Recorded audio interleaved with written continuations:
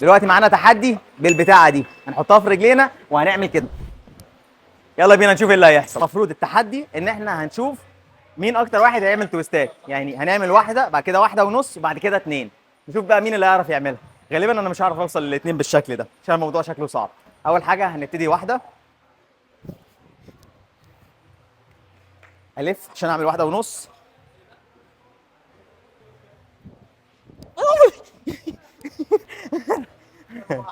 كده واحده ونص تقريبا. الاتنين بقى والعذاب كله، ربنا يستر. بسم الله. انا خايف منها بصراحه.